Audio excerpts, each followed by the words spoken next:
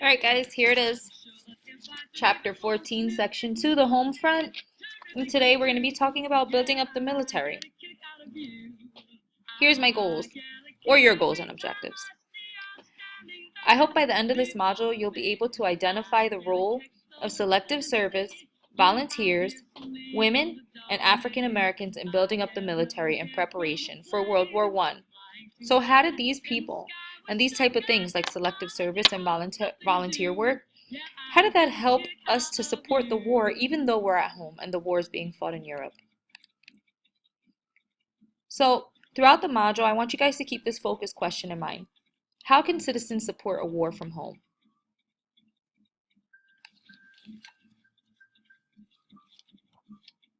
Selective service. What is it? One way to build the military for war was through selective service. Before selective service, servicemen were acquired through conscription, or forced military service. But many people believe this violated democracy, even though it was absolutely necessary to build an effective military. How could we build our military without violating anyone's right? Congress decided to create the Selective Service Act of 1977, requiring all men between the ages of 21 and 30 to register for the draft. A lottery would determine the order they would go. From there, community members on draft boards would decide who should go based on their understanding of community needs. Eventually, 2.8 million men were drafted. In other words, by the time you turned 21, or between the ages of 21 and 30, you were required to register for the draft. Once you registered for the draft, you were randomly chosen. Of those names randomly chosen through this lottery, those names would be sent to a community board. So progressives, remember the progressive era?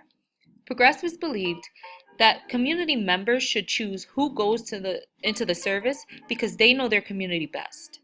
So they would submit these names that were chosen randomly through the draft to community members, and they would ultimately decide who does in fact need to go to the draft or need to go to war.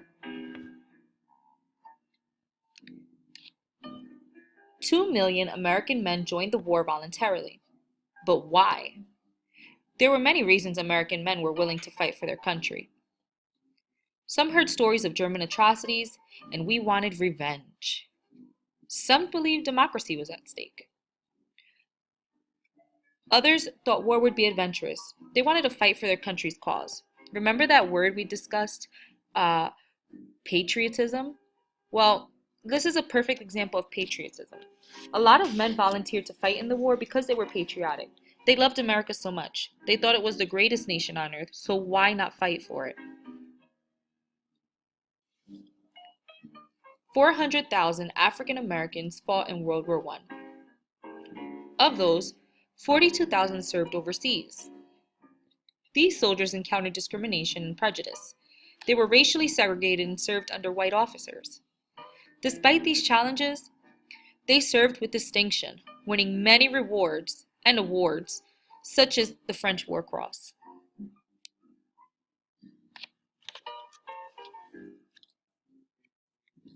Women served in the war before, but they served as auxiliaries.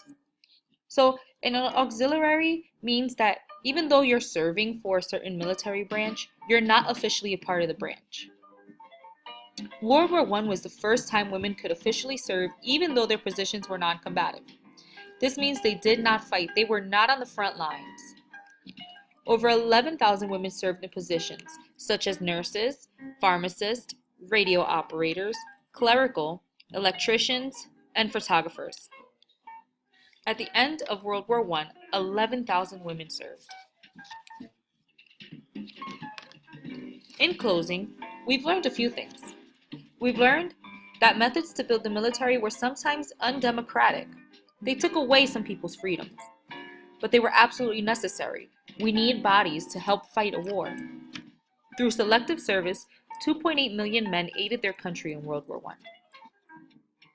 We learned that not all men were drafted. 2 million volunteers selflessly ran to their country's aid against alleged German atrocities and to preserve democracy. We also learned that African Americans made their mark. They often earned prestigious awards and medals.